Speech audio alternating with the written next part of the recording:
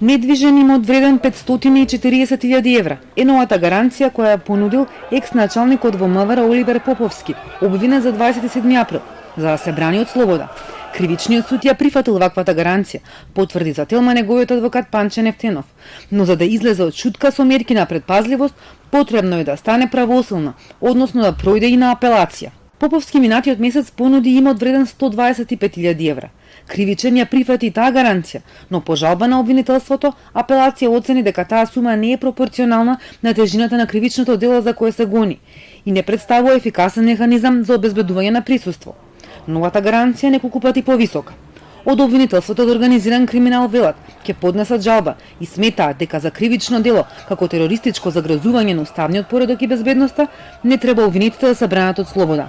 Предходно со гаранција од речиси 600.000 евра вреден имот, судовите го пушти екс-министерот за внатрешни Чавков да излезе од шутка. Деновиве е актуелен и по инцидентот во кафеана во Струмичко, зашто струмичанец пријавил во полиција дека бил нападнат од неговото друштво, а Чавков му се обрати со зборовите "што ме сликаш". Чавков пак одговори дека случајот бил конструкција. А од струмичката полиција за Телма вчера потврдија дека во наредните денови ќе го расветлат целиот случај.